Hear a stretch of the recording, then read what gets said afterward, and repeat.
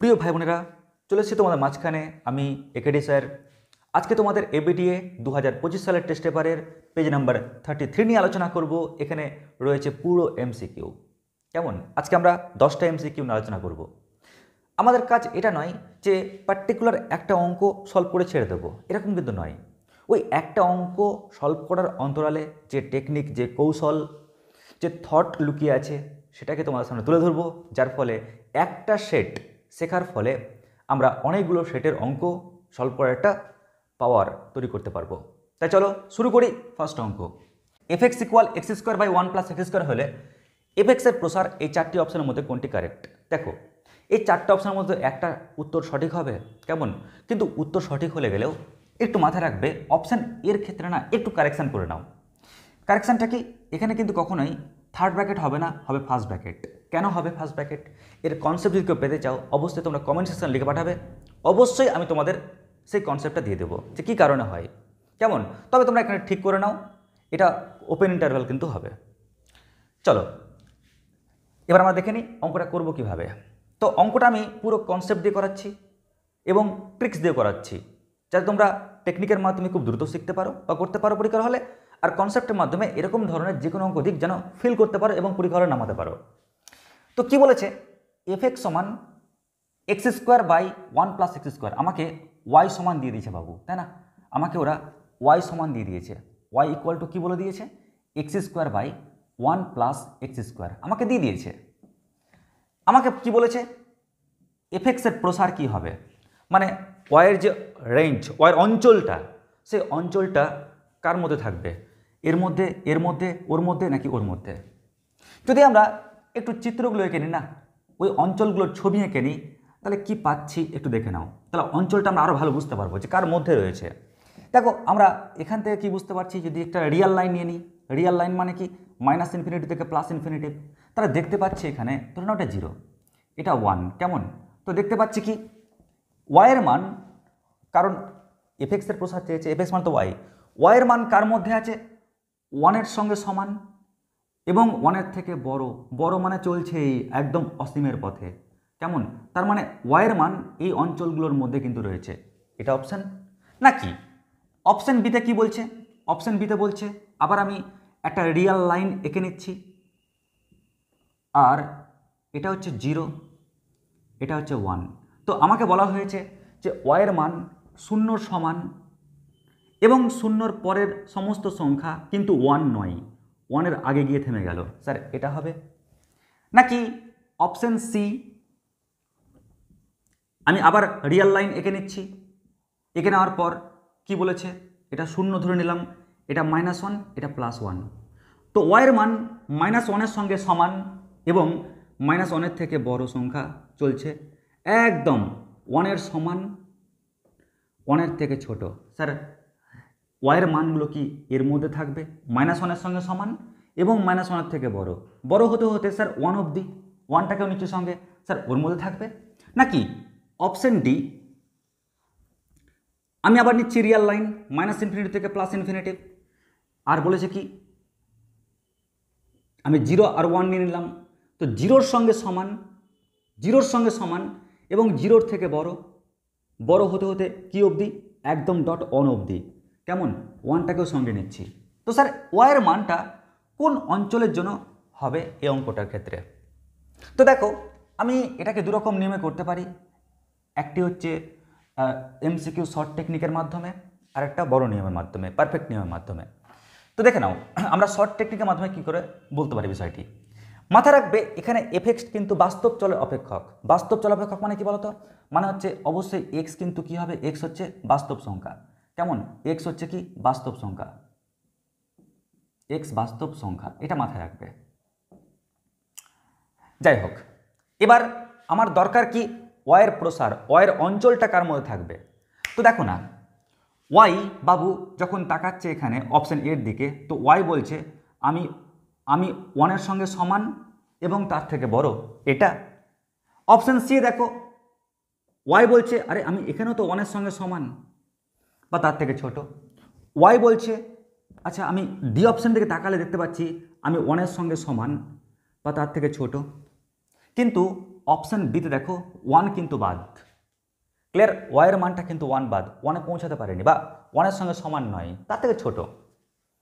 তো 1টাকে টার্গেট রাখলাম, কারণ আমরা জানি এগুলো প্রত্যেকে হচ্ছে কিন্তু ওয়াইয়ের মান ডিনোট করা হচ্ছে।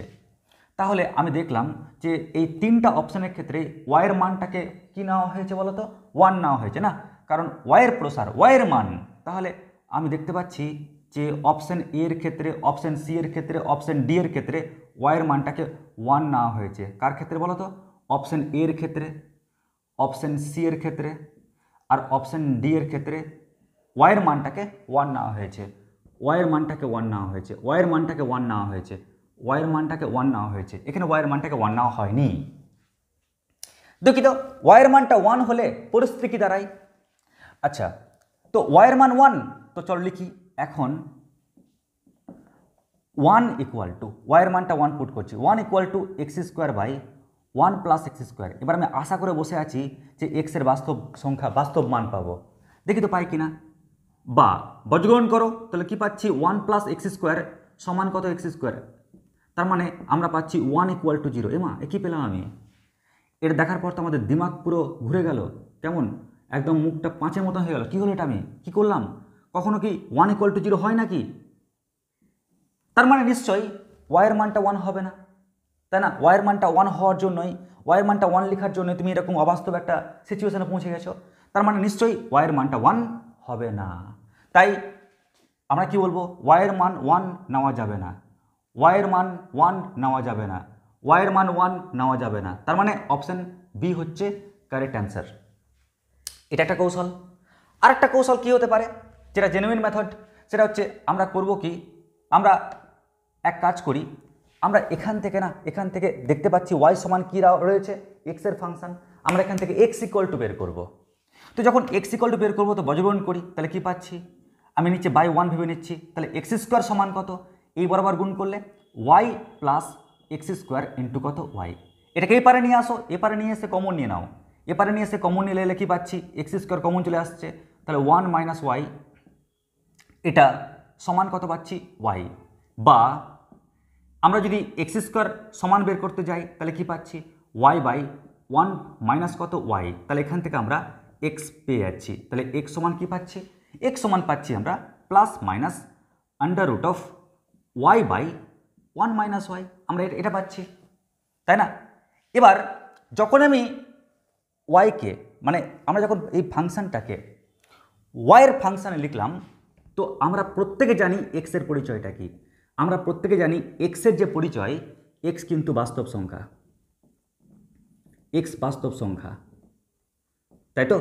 এক্স কিন্তু বাস্তব সংখ্যা, এটা আমরা সবাই জানি। আর যদি এক্স বাস্তব সংখ্যা হয় তাহলে এ পার্টটাকেও কি হতে হবে?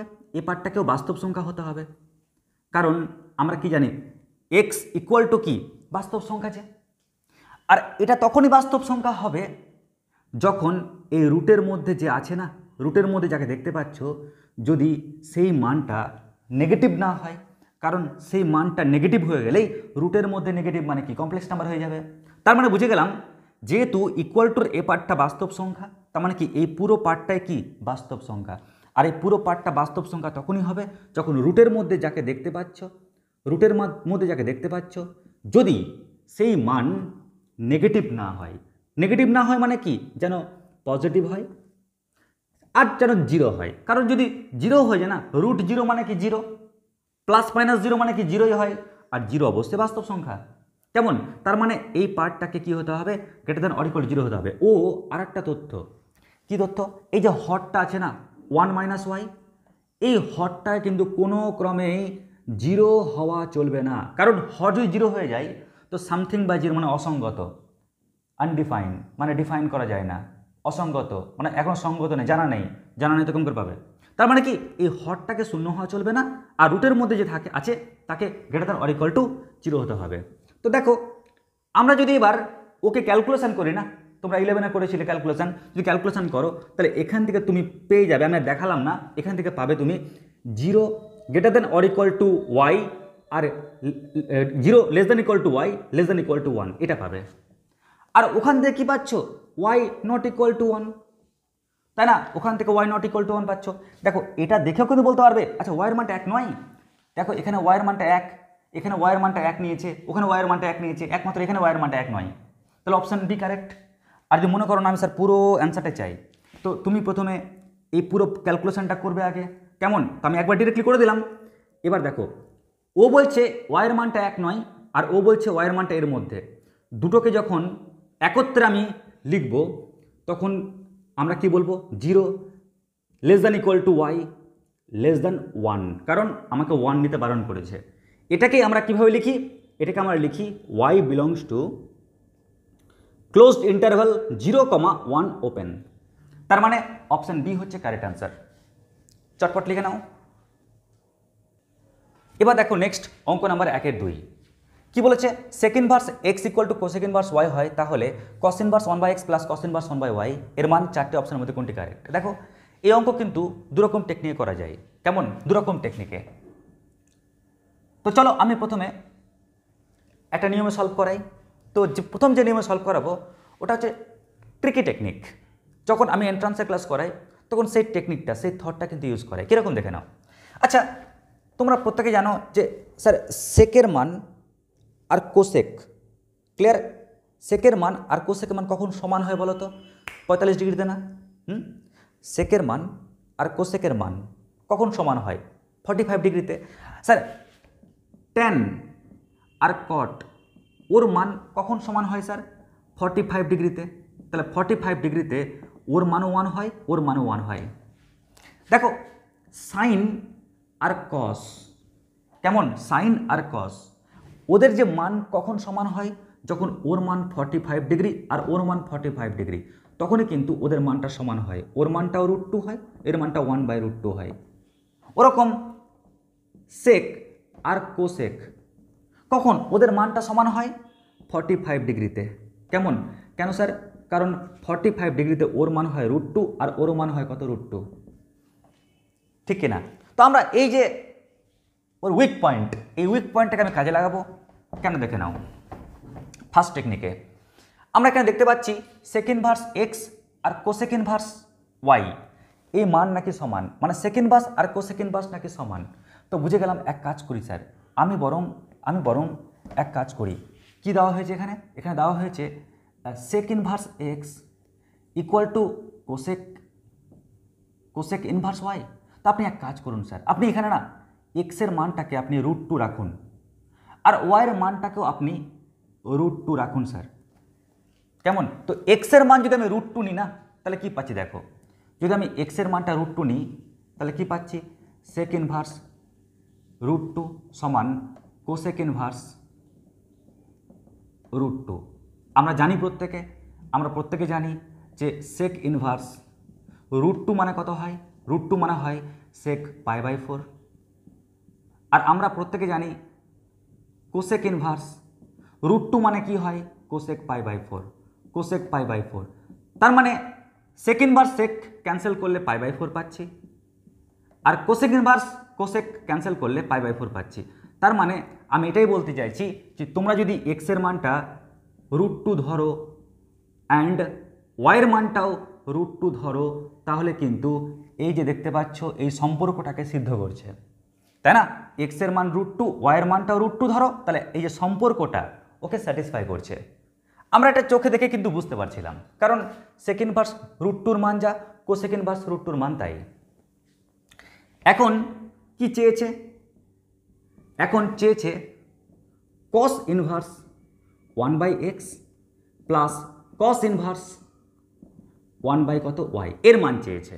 তাহলে এক কাজ করি, কস ইনভার্স 1/x, এক্সের মান কি ধরে নিচ্ছি? √2 প্লাস কস ইনভার্স 1/y, ওয়াইয়ের মানটা কি ধরে নিয়েছি আমি? √2। আর প্রত্যেকে জানো তোমরা কস ইনভার্স 1/√2 মানে হচ্ছে কস π/4। কস 45 ডিগ্রির মান কত হয়? 1/√2 হয়। কস ইনভার্স 1/√2 মানে কত হয়? কস π/4। এবার কস ইনভার্স কস যদি ক্যান্সেল করো তাহলে কি পাচ্ছি? π/4 আর ওখানে পাচ্ছি π/4। তো গণনা করলেই আমরা কি পেয়ে যাচ্ছি? অ্যান্সার π/2। 45 ডিগ্রি প্লাস 45 ডিগ্রি মানে 90 ডিগ্রি। তার মানে অপশান ডি হচ্ছে এর কারেক্ট উত্তর, তাই না? তো চলো এটাকে আমরা আরেকটা মেথড দেখে নিই। আচ্ছা আরেকটা টেকনিকটা কি? আমি ধরে নিচ্ছি sec inverse x equal to cosec inverse y সমান থিটা ধরে নিচ্ছি। ক্লিয়ার? তো আমরা যদি থিটা ধরে নিই না, তাহলে প্রথম পার্টটার সঙ্গে থিটা সমান করি, তাহলে কি পাচ্ছি বলো তো? আমরা পাচ্ছি এখান থেকে sec inverse x equal to theta, মানে এক্স সমান পাচ্ছি সেক থিটা। আর cosec inverse y equal to theta হলে আমরা ওয়াই সমান কি পাচ্ছি? ওয়াই সমান পাচ্ছি কোসেক থিটা। কেমন? এবার কি চেয়েছে আমাদের? এখানে বলেছে এখন কস inverse 1/x plus cos inverse 1/y, তাই না? তো আমরা এক কাজ করি, মানটা পুট করি এখানে। তাহলে কস ইনভার্স 1/x, আচ্ছা এক্স মানে কি বলতো? Sec theta. তাহলে লিখি sec theta plus cos inverse 1/, আচ্ছা ওয়াই, ওয়াই মানে কি? ওয়াই মানে হচ্ছে কোসেক থিটা। এবার যখন আমরা ক্যালকুলেশন করব না, তো কি পাচ্ছি? কস ইনভার্স 1/sec মানে কি? কস, তাহলে cos theta plus cos inverse 1/cosec, 1/cosec মানে কি? Sine theta. তো আমরা এখানে কস আর কস ইনভার্স যদি ক্যান্সেল করে দিই তো থিটা পাচ্ছি প্লাস, এবার এখানে দেখো কেসটা কি হচ্ছে, কস ইনভার্স, আচ্ছা সাইন থিটা না, আমি সাইনটাকে কসে কনভার্ট করি কেমন করে? কস 90 ডিগ্রি মাইনাস থিটা, তাই না? কস 90 ডিগ্রি মাইনাস থিটা মানে কি হয়? সাইন থিটা হয়। এবার কস আর কস ইনভার্স যদি ক্যান্সেল করে দিই তাহলে কি পাচ্ছি? থিটা প্লাস π/2 মাইনাস কত? থিটা। তো আমরা যদি একটু ক্যালকুলেশন করি পেয়ে যাচ্ছি কত? π/2। তার মানে কি অপশান ডি হচ্ছে কারেক্ট উত্তর। তোমরা বলবে স্যার এই নিয়মটাই তো বরং অনেক বড় লাগছে, তাই না? আসলে কি বলতো, আমি এটা ভেঙে করে দেখালাম তাই বড় লাগলো। আমরা কি থোড়া এইভাবে করবো নাকি? আমরা যখনই এন্ট্রান্সের ক্ষেত্রে করি তখন আমরা ডিরেক্টলি স্টুডেন্টসকে বলেই দিই যে আচ্ছা ইনভার্স যেহেতু একটা কোণ ডিনোট করে, এটা একটা কি কোণ ডিনোট করে ইনভার্সটা, তাহলে কখন সেক ইনভার্স আর কোসেক ইনভার্স সমান হয়? যখন সেই কোণ হচ্ছে কত? π/4 মানে 45 ডিগ্রি। তার মানে কি এটা সমান 45 ডিগ্রি হলে আমরা এক্সের মানটা খুব সহজে পেয়ে যাচ্ছি, সেক 45 ডিগ্রি মানে √2। আর এটা সমান যদি সমান করি তাহলে কি পাচ্ছি? y ইকুয়াল টু √2, তাই না? আর যখনই এক্সের মান ওয়াইয়ের মানটা পেয়ে যাই, মানটা যখন বসাবে না, তাহলে মানটা বসালে কি পাচ্ছি? এখন লক্ষ্য করো ওখানে মানটা বসাও, তাহলে পাচ্ছি কস ইনভার্স, কস ইনভার্স কত? 1/√2 প্লাস কস ইনভার্স ওয়াইয়ের মানটা কত পেয়েছো? 1/√2। যখন তোমরা গণনা করছো, গণনা করলে কি পাচ্ছি? দেখো 1/√2 মানে কত হয়? কস 45 ডিগ্রি, কি তাই তো? কস 45 ডিগ্রি যেটা ওর সঙ্গে কেটে যাচ্ছে, তো 45 ডিগ্রি মানে π/4 পাচ্ছি। একই রকমভাবে দেখো 1/√2 মানে কত? কস 45 ডিগ্রি, কস ইনভার্স কেটে যাচ্ছে, তো 45 ডিগ্রি পড়ে থাকছে মানে π/4 পড়ে থাকছে। ক্যালকুলেশন করলে পাচ্ছে কত? π/2। কেমন? তো যাই হোক, যে কোনোভাবে তুমি করো না কেন, এমসিকিউ এর প্রশ্ন যেহেতু। এবার দেখো নেক্সট অঙ্ক নাম্বার 1/3। এবার দেখো নেক্সট অঙ্ক নাম্বার 1/3 কি বলেছে? এ একটি 3/3 ক্রমের নন সিঙ্গুলার বর্গ ম্যাট্রিক্স। তাহলে তাহলে ডিটারমিনেন্ট অফ অ্যাডজয়েন্ট এ, এই চারটি অপশনের মধ্যে কোনটি কারেক্ট? দেখো আগে এর পরিচয় জেনে নিই। এর পরিচয় কি? এর পরিচয় হচ্ছে 3/3 ক্রমের। এর মানে কি? এর মানে 3টে রো 3টে কলাম থাকবে, তার মানে ম্যাট্রিক্সটা দেখতে এরকম হবে, ম্যাট্রিক্সটার আকার চেহারা দেখতে এরকম হবে। নন সিঙ্গুলার বলেছে, নন সিঙ্গুলার বলা মানেই বুঝে গেলাম, নন সিঙ্গুলার মানে বুঝে গেলাম যে আমাকে বলে দিয়েছে যে ডিটারমিনেন্ট এ ওর মানটা কিন্তু 0 হবে না। বর্গ ম্যাট্রিক্স, হ্যাঁ রো সংখ্যা কলাম সংখ্যা তো সমান রয়েছে, অবশ্যই বর্গ ম্যাট্রিক্স। তাহলে বক্তব্য এর উত্তর এই চারটা অপশনের মধ্যে কোনটা কারেক্ট হবে? তো মাথায় রাখবে যখনই তোমরা দেখতে পাবে না, যখনই তোমরা দেখতে পাবে এখানে অ্যাডজয়েন্ট এ ডিটারমিনেন্টের মধ্যে রয়েছে, কি বললাম? যখনই দেখতে পাবে অ্যাডজয়েন্ট এ ডিটারমিনেন্টের মধ্যে রয়েছে, তখন এর যে সূত্র, এর ফর্মুলা বা একটা সম্পর্ক, সেই সম্পর্ক কি জানো? Determinant A whole to the power order -1, order -1, আমি অর্ডারটা n দিচ্ছি, তাহলে n মাইনাস কত? 1, এটা যে ফর্মুলা। এবার যখন আমি তাকাচ্ছি যে এর অর্ডার কত, এটা n এর মানটা 3, এখানে 3/3 অর্ডার যে, তার মানে কি এখানে n এর মানটা কত? 3। তাই আমরা উত্তর কি লিখব? উত্তর লিখব determinant A whole to the power, যেহেতু n এর মানটা 3 পেয়েছি, 3 অর্ডারের যেহেতু, তাহলে 3 - 1, তার মানে উত্তর কত পেলাম? Determinant A whole square. তার মানে অপশান বি হচ্ছে এর কারেক্ট অ্যান্সার। লিখে নাও ঝটপট। এবার দেখো নেক্সট অঙ্ক নাম্বার 1-4 কি বলেছে, xy equal to c square এর এই বিন্দুতে, কারণ আমাকে পয়েন্টটা দেখো বলে দিয়েছে, এই বিন্দুতে কি চেয়েছে, স্পর্শকের প্রবণতা, এই চারটা অপশনের মধ্যে কোনটি কারেক্ট, স্পর্শকের প্রবণতা। তো আমরা স্পর্শকের প্রবণতার সূত্র কি জানি, আমরা স্পর্শকের প্রবণতার যে সূত্র, যে ফর্মুলা জানি, ওই পয়েন্টে ডিওয়াই ডিএক্স এর মান কেমন, আমি পয়েন্টের নাম পি দিচ্ছি, পি পয়েন্টে ডিওয়াই ডিএক্স এর মান, ব্যাস এটাই হচ্ছে উত্তর। এখন চলো, আমাকে তো ফাংশন দিয়ে দিয়েছে, সমীকরণ পেয়ে গেছি, ওখান থেকে আমি ডিওয়াই ডিএক্সটা পেয়ে যাব, আমরা পয়েন্ট পেয়ে গেছি, ওই পয়েন্টে মানটা পেয়ে যাব, ব্যাস দেখবো কোনটা অ্যান্সার কারেক্ট হচ্ছে। তো আমরা এক কাজ করি, এখান থেকে না আমরা প্রথমে ওয়াই ইকুয়াল টু বের করে ফেলি। তো ওয়াই সমান কত পাচ্ছি বলো তো, সি স্কোয়ার বাই এক্স। এবার ডেরিভেটিভ করি, তো এক্সের রেসপেক্টে ডেরিভেটিভ করলে ডিওয়াই ডিএক্স কী পাচ্ছি, সি স্কোয়ার তো কনস্ট্যান্ট, তো 1/x এর ডেরিভেটিভ মাইনাস 1/x স্কোয়ার। তো দেখো আমি কিন্তু ডিওয়াই ডিএক্স পেয়ে গেলাম। এবার আমরা করব কি, আমরা ওই বিন্দুতে আমি এই পয়েন্টের নাম পি দিচ্ছি, তাহলে ওই পয়েন্টে ডিওয়াই ডিএক্স এর মানটা বের করে ফেলি, তাহলে পি পয়েন্টে ডিওয়াই ডিএক্স এর মান কী হবে, দেখো মাইনাস সি স্কোয়ার বাই, এবার বিন্দু মানে কি, এটা এক্স এর মান, এটা ওয়াই এর মান, আমি দেখব যে এখানে কোথায় এক্স কোথায় ওয়াই আছে, এক্স এর জায়গাতে এক্স এর মান, ওয়াইয়ের জায়গায় ওয়াইয়ের মান বসাবো, তো ওয়াই দেখতে পাচ্ছি না, এক্স দেখতে পাচ্ছি, তাহলে এক্স এর মানটা পুট করবো, যেহেতু এক্স স্কোয়ার আছে তাহলে সিটি তার হোল স্কোয়ার কী হচ্ছে, সি স্কোয়ার টি স্কোয়ার। তো গণনা করলেই আমি কত পাচ্ছি, মাইনাস 1/t স্কোয়ার। ক্লিয়ার? তো দেখো আমি ওর পুরো মানটাই পেয়ে গেলাম, চলো এখানে মানটা লিখে ফেলি, মাইনাস 1/t স্কোয়ার। তাহলে আমরা স্পর্শকের প্রবণতা কি পেলাম, মাইনাস 1/t স্কোয়ার, মানে অপশান এ হচ্ছে এর কারেক্ট উত্তর। লিখে নাও ঝটপট।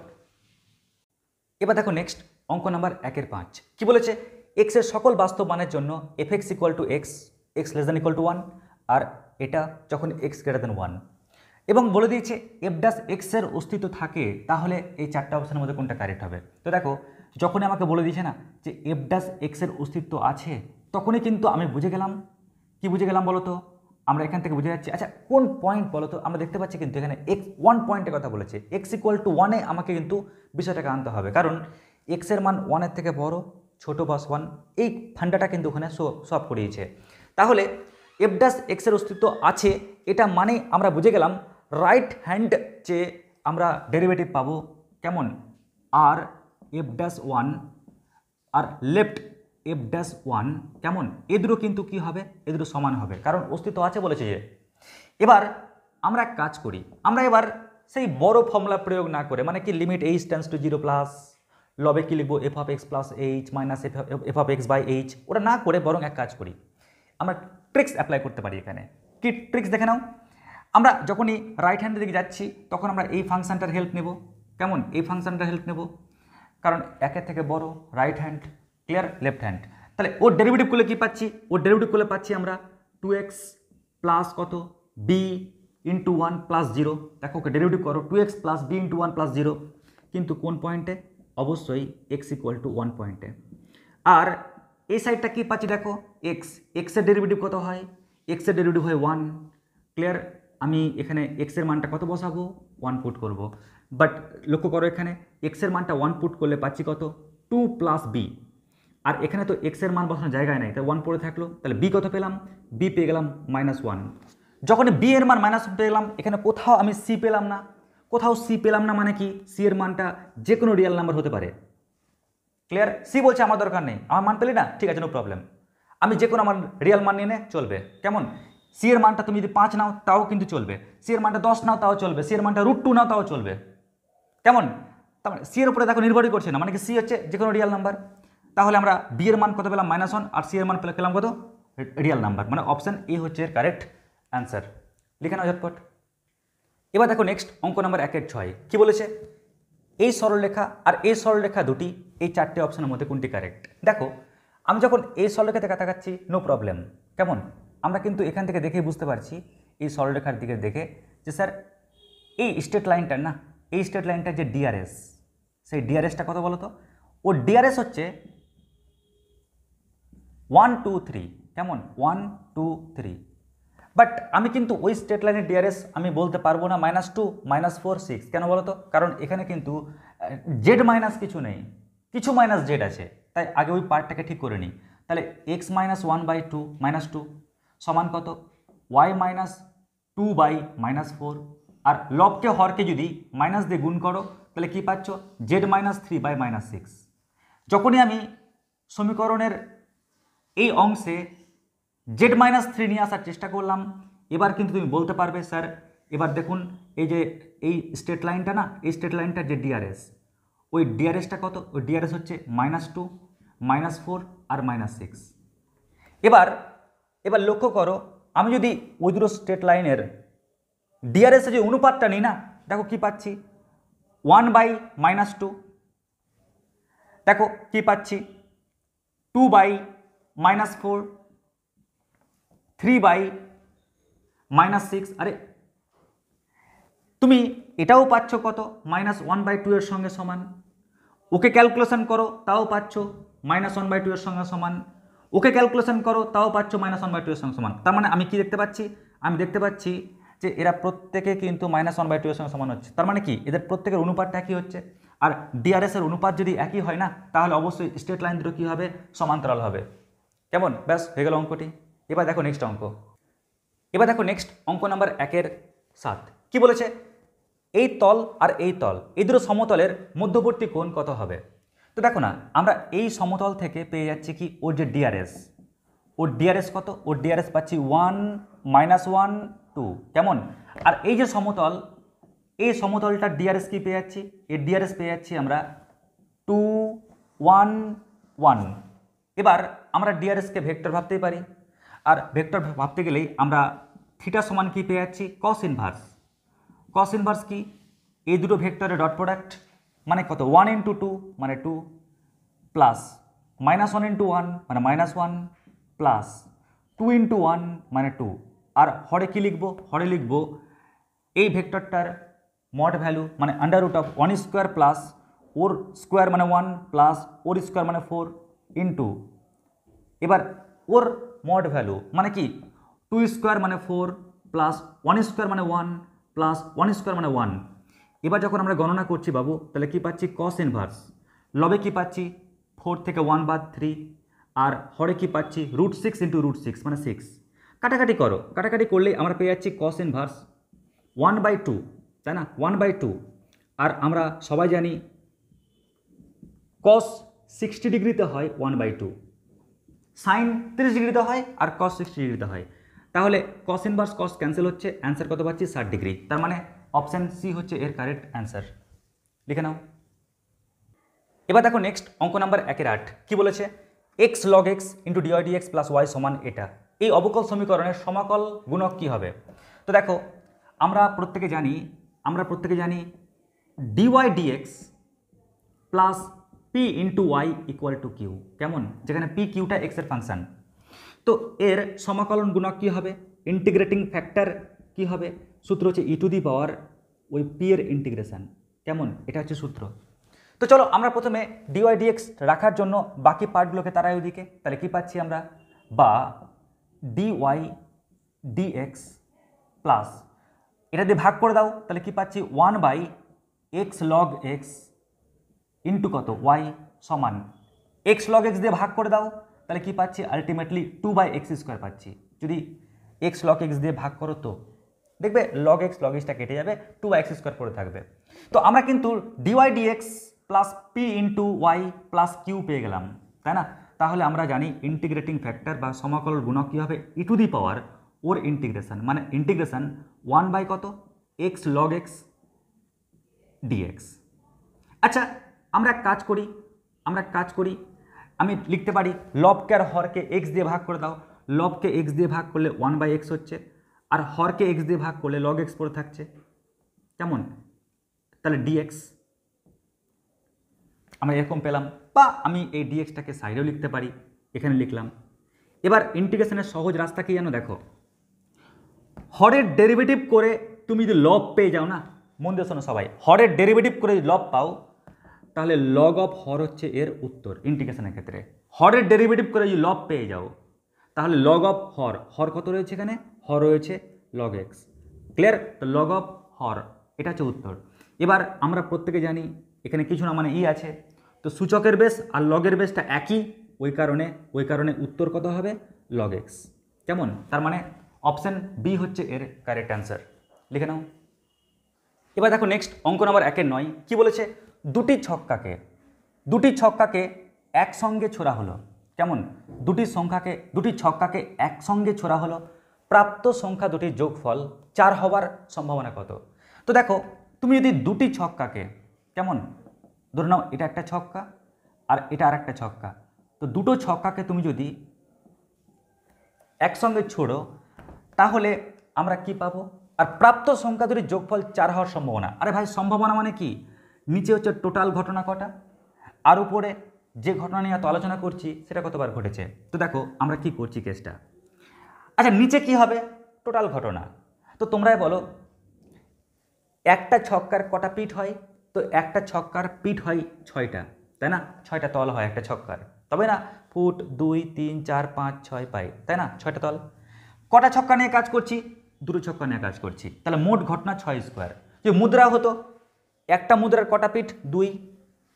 যদি দুটো মুদ্রা নিয়ে কাজ করি তাহলে 2, 3টা মুদ্রা নিয়ে কাজ করলে 3, 4টা মুদ্রা নিয়ে কাজ করলে 4। তার মানে কি এটা হচ্ছে পিঠ সংখ্যা আর উপরে কটা মুদ্রা নিয়ে কাজ করছি। ঠিক একই রকমভাবে 6 হচ্ছে কি পিঠ সংখ্যা আর উপরে কটা ছক্কা নিয়ে কাজ করছি। এবার আমাদের বলেছে প্রাপ্ত সংখ্যা দুটির যোগফল। ও দুটো ছক্কা ছুড়েছি, তার মানে ভেবে নাও এরকম কেসটা হতে পারে যে প্রথম ছক্কায় পুট পড়লো, তো পরের ছক্কায় 3 পড়লো, তবে কি আমি যোগ করে 4 পাচ্ছি। বা এমন হতে পারে প্রথম ছক্কায় 2 পড়েছে আর পরের যে ছক্কা ওখানেও 2 পড়েছে, তবে দেখো যোগ করে আমি কি পাচ্ছি? 4 পাচ্ছি। বা এমন হতে পারে প্রথম ছক্কায় 3 পড়েছে আর পরের যে ছক্কা সেই পরের ছক্কায় পুট পড়েছে বা 1 পড়েছে, তাহলে আমি 4 পেতে পারি। আর তুমি কোনো কেস পাবে না, কারণ এর পরের ছক্কা যদি তুমি নাও না, ওখানে যদি বাই চান্স 4 পড়ে যায় তাহলে পরের ছক্কায় কিছু না কিছু তো পড়বে, আর কিছু না কিছু যদি পুটি পড়ে তাহলে দেখো 5 হয়ে যাচ্ছে। তার মানে কি আমি আর 4 পাচ্ছি না। তো 4 পাওয়ার রাস্তা একমাত্র এই 3টাই পাচ্ছি। তো উত্তর হচ্ছে কি স্যার, আমি এরকম ঘটনা 1টা 2টা 3টা আমি 3টে ঘটনা পাচ্ছি লবে। আর হরে কি 6 6 36, যদি কাটাকাটি করো না তাহলে কি পাচ্ছ? 3 12 36। তার মানে কি উত্তর অপশন এ। লিখে নাও ঝটপট। এবার দেখো নেক্সট অঙ্ক নাম্বার 1-10 কি বলেছে, ভেক্টর বি এর উপর ভেক্টর এর অভিক্ষেপ 4 হলে ল্যামডার মান কত হবে? তো দেখো প্রত্যেকে কার উপর বলেছে? ভেক্টর বি এর উপর, তাই না? ভেক্টর বি এর উপর কার? ভেক্টর এর অভিক্ষেপ যদি 4 একক হয়, তো দেখো অভিক্ষেপ মানে কি জানি? অভিক্ষেপ মানে আমরা জানি এই ডিস্টেন্সটার কথা। কেমন? এই ডিস্টেন্সটাকে বলছি আমরা কি? ভেক্টর বি এর উপর ভেক্টর এ এর অভিক্ষেপ। ভেক্টর এ এর অভিক্ষেপ আমাকে কত বলে দিয়েছে? 4 একক। তো আমরা প্রত্যেকের সূত্রটা কি জানি? আমরা প্রত্যেকের সূত্র জানি ভেক্টর বি এর উপর ভেক্টর এর অভিক্ষেপ, যার উপর বলবে আমরা তাকে নিচে লিখব তার মড ভ্যালু, আর উপরে হবে কি ডট প্রোডাক্ট। এটা হচ্ছে কি ফর্মুলা। তাহলে এটা সমান কত বলে দিয়েছে? 4। এবার চলো আমরা এটাকে নিয়ে একটু গণনা করি। আচ্ছা ভেক্টর এ আর ভেক্টর বি ডট প্রোডাক্ট করি, তাহলে কি পাচ্ছি? ল্যামডা ইন্টু 2, মানে কি পাচ্ছি বলো তো? 2 ল্যামডা প্লাস 1 ইন্টু 6 মানে 6 প্লাস 4 ইন্টু 3 3 4 12। আর নিচে কি পাচ্ছি দেখো? ভেক্টর বি তার মড ভ্যালু মানে আন্ডার রুট অফ 2 স্কোয়ার মানে 4, 6 স্কোয়ার মানে 36, আর 3 স্কোয়ার মানে 9, তাহলে এটা ইকুয়াল টু কত? 4। বা 2 ল্যামডা প্লাস দেখো 12 আর 6 যোগ করলে কত হয়? 18। এটা সমান কত? দেখো যদি হরটা ক্যালকুলেশন করি না তাহলে কি পাচ্ছি? 49 মানে 7। তো 4 7 28 বা 2 ল্যামডা ইকুয়াল টু কি 28 মাইনাস 18 পাচ্ছি কত? 10। তাহলে ল্যামডার মান কত পাচ্ছি? 5। তার মানে অপশান বি হচ্ছে এর কারেক্ট উত্তর। ব্যাস এর মাধ্যমে আমাদের এই সেটটা শেষ হলো। প্রিয় ভাই বোনেরা, যদি এরকম পরপর আরও সেট পেতে চাও অবশ্যই তোমরা চ্যানেলটির দিকে লক্ষ্য রাখো এবং অরবিন্দ কুমার দাস এই চ্যানেলটিকে সাবস্ক্রাইব করে নাও। এইখানে আমরা এবিটিএ টেস্ট পেপারের প্রচুর সলিউশন তোমাদেরকে প্রোভাইড করব। তোমরা অবশ্যই খুব তাড়াতাড়ি গ্রুপ পেয়ে যাবে, সেখানে জয়েন হয়ে যাবে। আমরা সেখানেও কিন্তু স্টেপ বাই স্টেপ আমরা অঙ্ক দিতে থাকবো। আজকে আমাদের এটুকুটাই। নমস্কার, ধন্যবাদ।